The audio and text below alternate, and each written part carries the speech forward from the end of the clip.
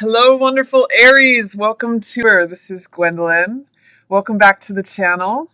Or if it's your first time here, welcome. I just want to thank everyone at the outset, all viewers, all stars. It just hit 500,000 views on this channel, and that is all thanks to you. So I just want to express appreciation for that. And I love doing these videos for you. So just thanks for tuning in.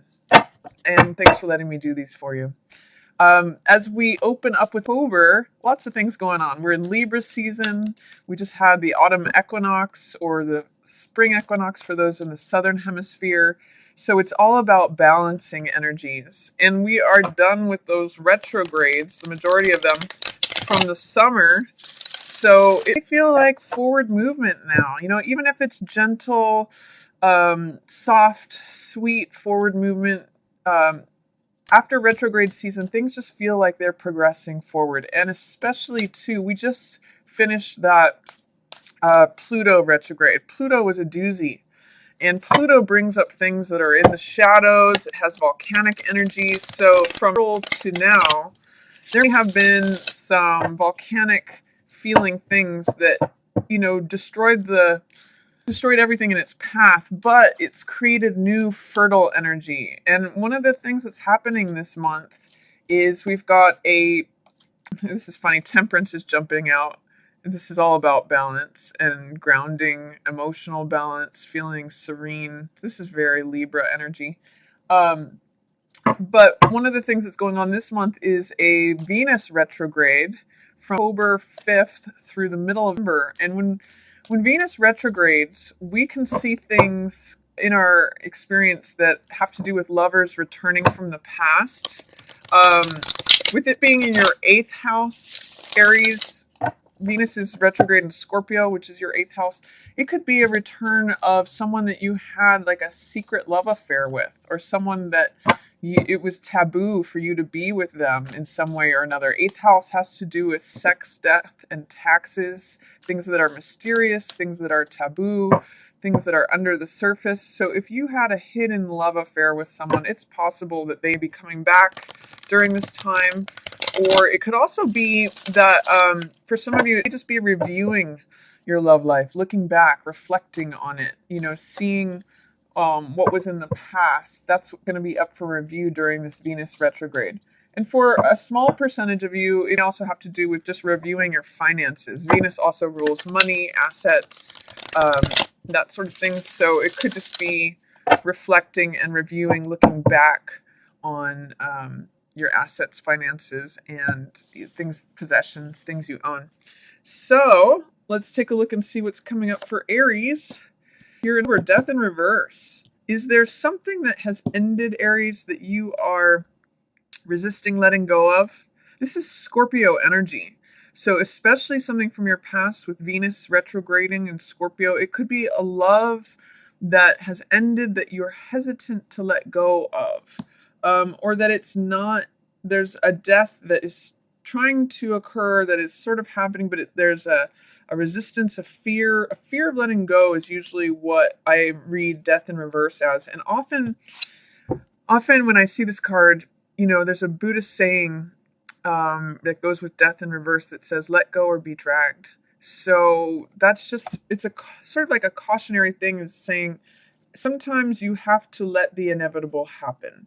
So if that's happening, I would just say, see if you can remove any fears, doubts, or resistance to letting something come to its natural conclusion. Embrace that, because that's where new life comes in. That's what the sun in this card is about. Death is heading over these people, but there's a new sun, there's new life, there's new seeds in the rose that will bring about new life. So don't fear the end of something, Aries. If something's coming to a conclusion, there's great success ahead next. This means recognition, status, everyone seeing you and applauding for you. It means victory and triumph, riding in on the horse and being the savior of the day, the victor. So let this go. Look at the two horses here. Let the old horse walk away and ride in on the new horse. It's victory and triumph. You can do this, is also what I'm getting at from this card. Star in reverse. Have you lost hope about something, Aries? Because this is wish fulfillment, and this is here for you. This is you full of self-acceptance, recognizing your own value, your own worth, showing up in a sense of being renewed, revitalized, experiencing that new life and vitality. With it in the reverse, often this card is descriptive of having hope, wishing upon a star, but in reverse, it's saying maybe there's a lack of hope, a lack of belief that you can have your wishes fulfilled. I'm going to say be careful of that, Aries. Believe in what it is that you want. You do have the capability of having your wishes fulfilled, and you're kind of sitting in a good place right now. You're being recognized for your value. So let's see what else is coming up. World, yeah, you're coming to a conclusion of a cycle, and this is going to set you free, Aries. Both with Death in reverse and the World card here, these both represent endings of cycles, and both of these are major arcana. So this is kind of like a major end to something. Also with Pluto, the Pluto retrograde that we're just coming out of, I see it as something that you've graduated because the deep work has been coming to the surface. Anything that was taboo or hidden or just sort of like depth psychology, things that were on a deep level in your psyche, you'd be releasing them and having done the work of like becoming the adult that is now celebrated. I mean, look at in both these cards, there's the success. There's this wreath of laurels that, victory to the winner. It's the person who's achieved it. This is a wonderful achievement. And it's sort of like you've graduated to this new level, this new plateau. So, really good stuff here at the beginning of October for you, Aries, if you can let the sludge of the past go. Looks like you have done some work, but as you release, think of it as like a hot air balloon. As you release the sandbags, the old stuff, the old stories that are holding you down, you just accelerate up.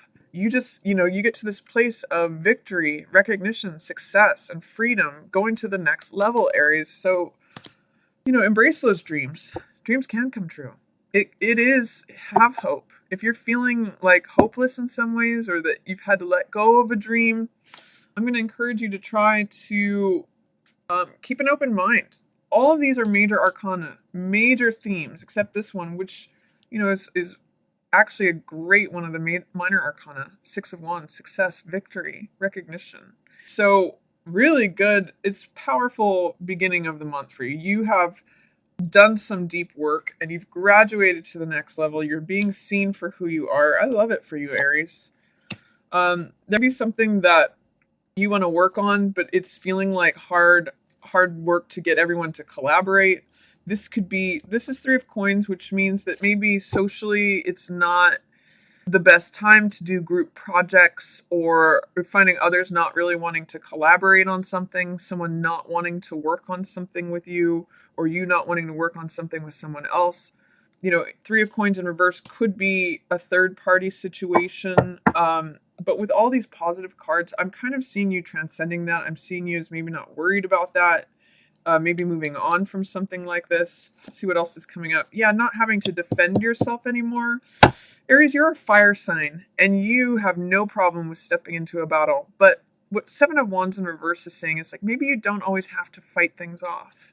Maybe it can be about collaboration instead. Maybe what this is talking about is instead of always feeling like you have to fend off attackers, maybe you can work with them instead. Like see them as friends instead of foes. Maybe there's something where you're having a resistance to seeing things in terms of partnership and cooperation instead of me versus the world. That's kind of actually how I'm reading these. So maybe you're making some changes regarding that. Or maybe there's still some work for you to do with both of these in reverse to let go of the resistance of feeling like you have to fight off everything.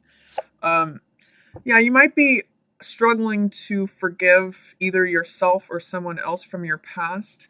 Judgment is about second chances. It's about letting the karma of the past go through the tremendous power of forgiveness, letting the ghosts of the past go. And with it in reverse, there's resistance to that. Fear, doubt, or resistance. It's almost like you want to hold a grudge with this in reverse. But the energy of this card is present. And I almost see it as, if you can let this go, if you can use that power of forgiveness, guess what else flips around? This dream, this hope, this wish. It's very light energy. You know, we have the star and the angel here. If you can lighten that approach, things can turn around. So if this person is coming in from your past, you be resistant to giving them a second chance because you don't forgive them or yourself. But forgiveness of yourself and others is really going to help you this month, Aries. It's really a time for rebirth, regeneration, and renewal, which is also about what these cards are about. Regeneration, renewal, second chance, forgiveness, new life, new hope, wishes being fulfilled. So see if you can do some work in that area. That's what's being called for here. With death and judgment in reverse, it might be like it might feel like it's difficult to let things go from the past, but it can really liberate you. Magician in reverse, yeah. This means maybe not feeling like at the height of your powers, not being able to create the results that you want. And again, appearing right here next to judgment, Aries, I'm going to say, when we forgive others, it doesn't necessarily, it's not for them, it's for us. It's so that you can step further into your power and your capabilities of manifesting the results that you want, so that you can have greater clarity and focus, that you can be lighter and see the resources that you have and be this powerful magician, the person who says, abracadabra, I create what I want. It's here in front of me.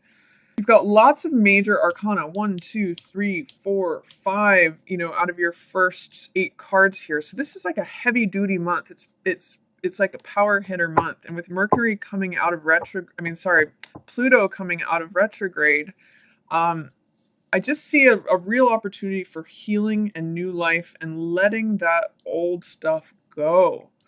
And to your benefit, Aries. So let's see what else is coming up. Chariot, another major arcana, forward movement, finding balance. This is a card of, again, triumph and success. It could be a very, very successful month for you as you balance your energies between left brain and right brain, between the logical, analytical side and the more creative, irrational, passionate side.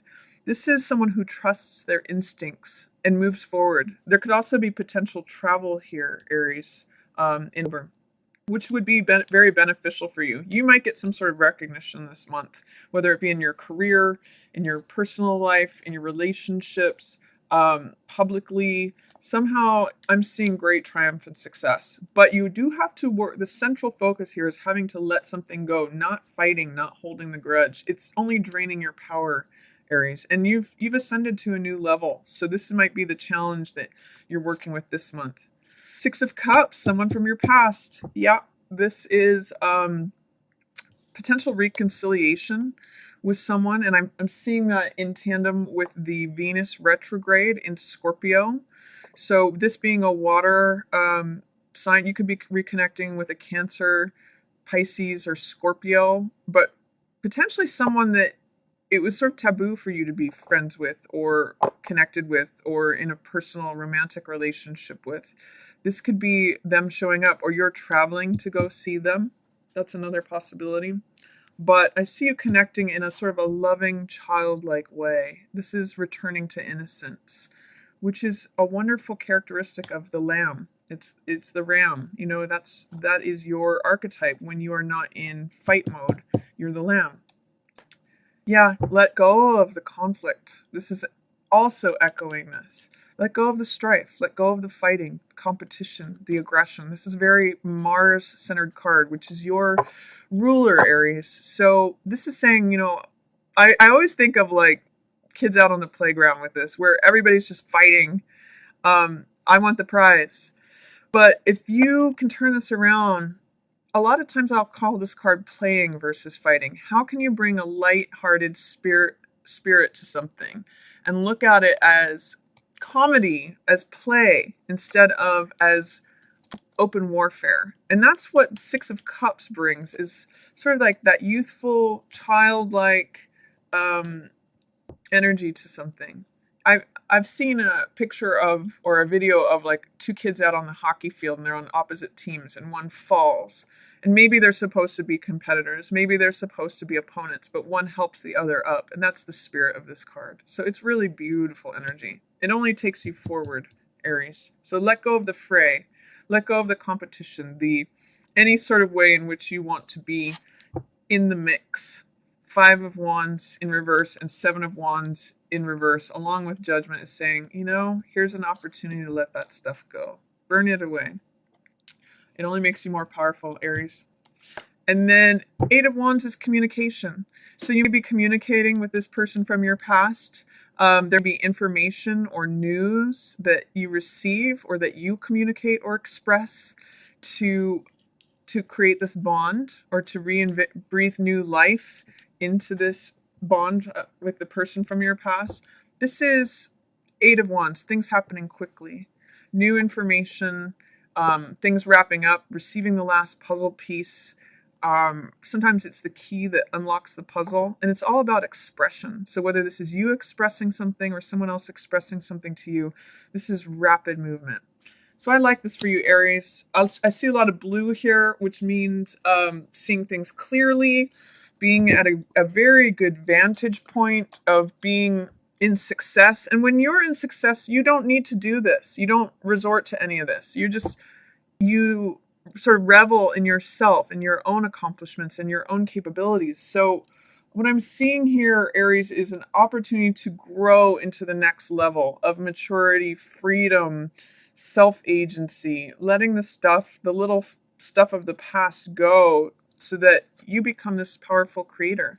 You become the successful victor, triumph, recognition. This is you, Aries, if you so choose. This is the number 1 card. You're the first sign. You can create whatever you want, but it does require you to sort of let go of this lower aspect of yourself, and that the way to do that is through forgiveness, second chances, letting the stuff of the past go, clearing things out with this powerful method. So that's a reading for you, Aries. I like October for you. It's going to be a powerful month for you with all this major arcana.